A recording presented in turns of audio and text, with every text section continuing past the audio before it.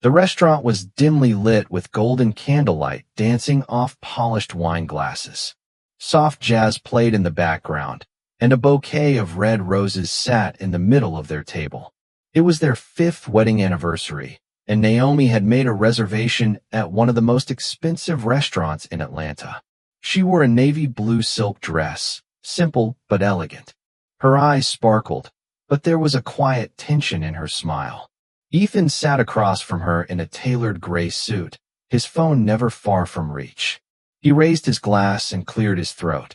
"To my wife," he began, loud enough for nearby tables to hear. "The most patient woman in the world. I mean, it takes patience to work a basic nursing job while your husband tries to build an empire." He chuckled, but Naomi didn't laugh. A couple at the next table looked over, eyebrows raised. Ethan went on, "She may not bring much to the table financially, but hey, support comes in many forms, right? Even emotional support is something." He smirked and took a sip of his wine. Naomi's lips curved into a small smile, but her eyes didn't match. She stared down at the tablecloth for a few seconds. Everything was quiet, only the clink of a fork in the distance. Then she looked up slowly. "I need to use the restroom," she said softly. She picked up her purse, stood gracefully, and walked away. Ethan didn't notice her leave the restaurant. He sat back, proud of his toast, assuming she'd return a few minutes later. The waiter approached with the check. "Here's your bill, sir," he said politely. Ethan barely glanced at it, ready to wave it off, but something caught his eye. The bill had already been paid. At the bottom, in elegant cursive, was a note, "Paid in full. Miss Naomi." Ethan blinked at that name. It stirred something in his memory. It sounded powerfully familiar, but he couldn't place it. He stared at the note again. Naomi. Suddenly, the warmth of the wine vanished. He looked around, but Naomi was gone. So was the smile from his face, and for the first time that night, Ethan felt cold. Naomi was born into a life of power and wealth. Her father, Chief Akini, was one of the richest oil magnates in Lagos, Nigeria. Growing up, she had everything: private tutors, luxury cars, and summer homes across Europe. But her life was never truly hers. Her father's world was filled with politics, arranged business marriages, and people who only saw her as a tool to grow their influence. When she turned 23, her father quietly sent her to the United States. He said it was for her safety, but deep down, he knew she needed space to be more than a name.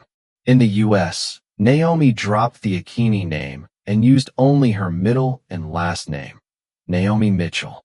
She wanted to live without being watched, without being judged by her family's money. She studied nursing because she loved helping people, not because she had to. Her life became quiet, simple, and she liked it that way. That's when she met Ethan. Ethan was sharp, full of energy and ideas. He was working on his first tech startup and talked about changing the world.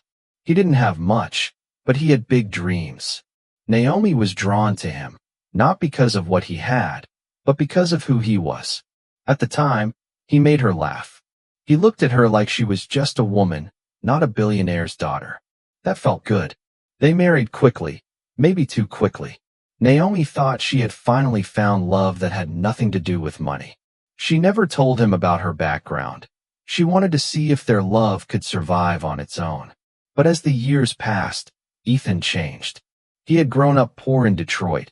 Life had never been kind to him. He often told stories of cold winters, empty fridges, and a father who walked out.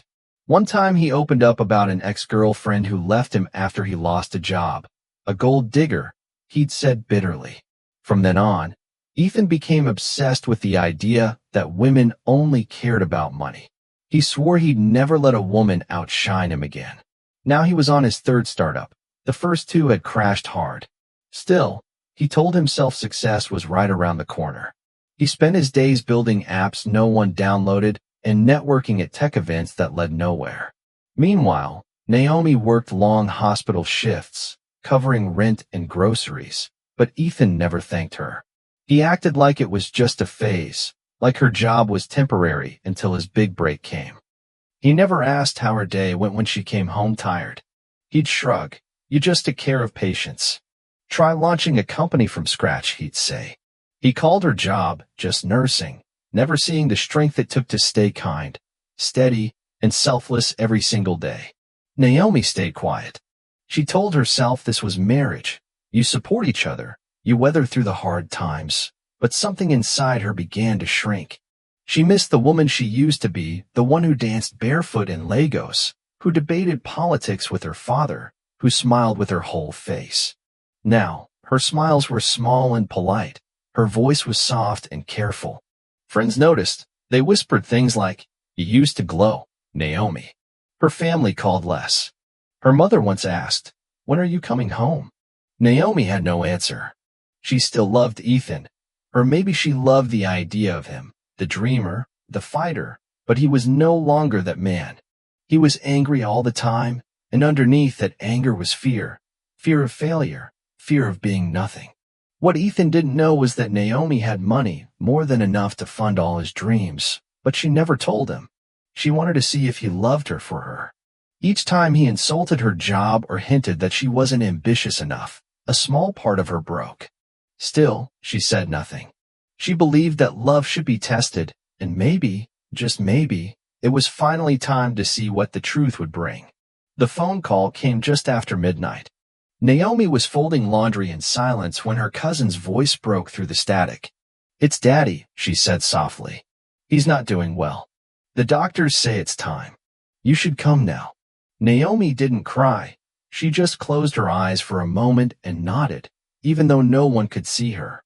She thanked her cousin, hung up the phone, and sat quietly on the bed for a long time. When she told Ethan she needed to fly home to Nigeria, he didn't even look up from his laptop. "What now?" he muttered. "My father's sick. Very sick." "I need to go," she said calmly. Ethan scoffed. "Oh right, the father you never talk about. Sure, go play princess at the palace while I handle the real work here." He shook his head, annoyed. "I'm this close to locking in that angel investor, but sure, disappear now." Naomi didn't respond. She simply packed a small suitcase, kissed his cheek, and left. She didn't tell him her father was dying. She didn't tell him this might be the last time she ever saw the man who raised her. And she definitely didn't tell him what kind of home she was returning to. When she landed in Lagos, a black SUV was waiting for her on the tarmac. Inside sat two family guards dressed in fine traditional wear. No words were needed. They drove her straight to the mansion, the same one she grew up in. Staff stood at attention as she walked in. Everything was still the same. Marble floors, golden railings, the smell of roses in the master bedroom. Her father lay weak in bed, his skin pale, but his eyes still sharp. "My jewel," he whispered as she held his hand. "I do not have much time left." Tears welled in Naomi's eyes, but she blinked them away. "I need you to come home now," he said, "to us, to Naomi Holdings." She looked down. "I'm married," she said quietly. "I know," he replied, "and I've stayed silent for too long. But listen to me, Naomi. You cannot serve two masters." "What are you saying?" she asked, her voice trembling. "I've seen the way he treats you, even from afar.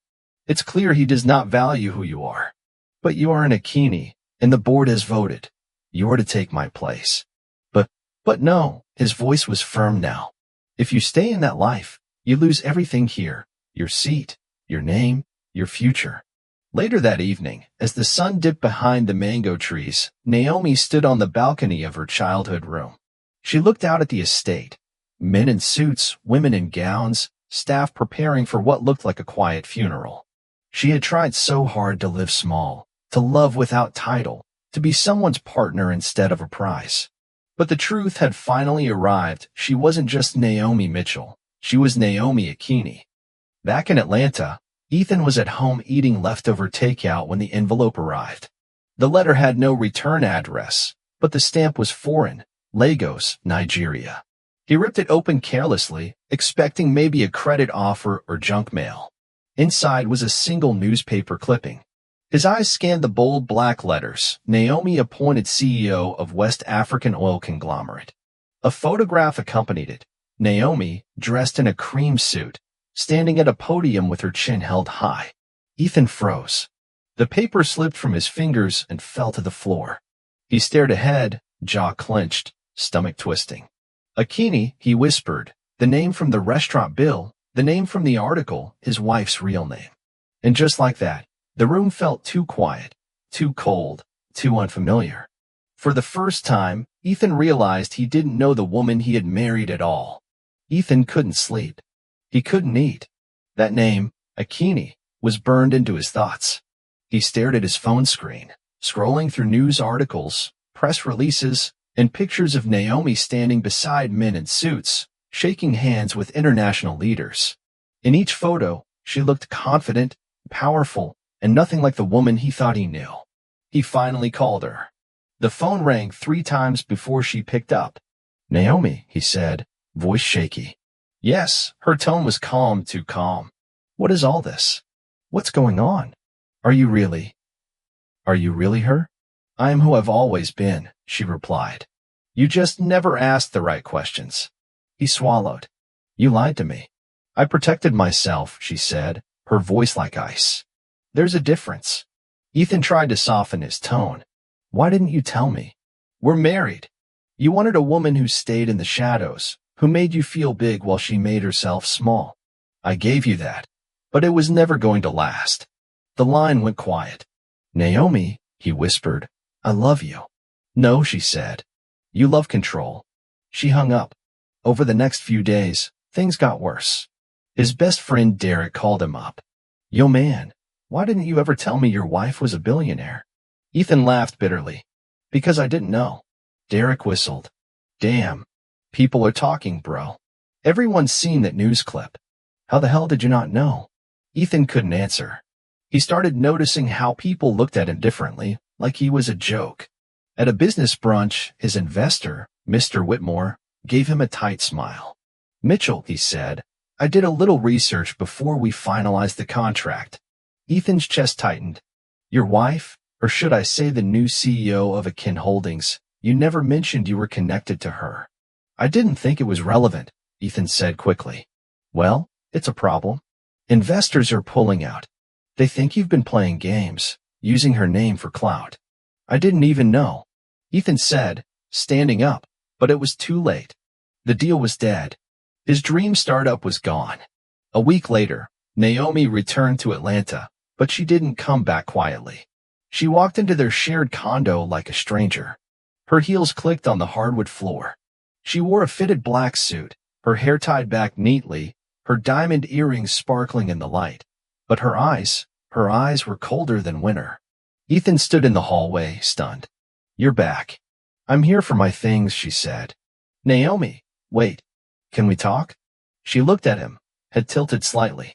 "Talk? I need to understand." She stepped closer, face calm but firm. "Understand what? That you mock me every time I mention wanting more? That you dismiss my work? That you used my silence to build your ego?" He shook his head. "That's not fair." "No," she said quietly. "What's not fair is that I paid our rent for 6 months without saying a word because I didn't want to embarrass you." He blinked. "You did? You would come home talking about how real men provide while I was the one covering the bills." Ethan opened his mouth, but no words came. "You laughed at my family," she said. "Remember that dinner when I told you about my father's village and you said, 'Sounds like peasant stuff'? You were joking, right? Except you weren't." Ethan stepped forward, desperate. "I didn't know." "Exactly," she snapped. "You never wanted to know. You were too busy trying to feel important." He tried to reach for her hand, but she stepped back. "Naomi, please. I made mistakes. I know that. But I love you. I always have." She looked at him, really looked, and for a brief moment, her expression softened. Then she shook her head. "No, Ethan. You loved the version of me that made you feel safe, quiet, invisible. That woman is gone." She turned to leave but paused at the door. "You never saw me. You only saw your failures reflected in me." She walked out. Later that night, Ethan sat alone on the couch, staring at their wedding photo. They were laughing in the picture, her head resting on his shoulder. Flashbacks flooded his mind. Naomi handing over her last paycheck when they were short on rent, pretending it was a work bonus, her eyes darkening when he called her family nobodies, the way she looked at their anniversary photo last month, silent, holding back tears while he typed away on his laptop, not even noticing. Now she was gone, and for the first time Ethan didn't know how to fix it because maybe deep down he knew he didn't deserve to. The papers arrived on a rainy Tuesday morning. Ethan opened the envelope with shaky hands and pulled out the documents. Petition for divorce. His heart dropped. He sat on the edge of the bed, staring at the words like they were in a language he couldn't read. He thought maybe she'd cool down, maybe she'd come back and they'd talk. But this was real.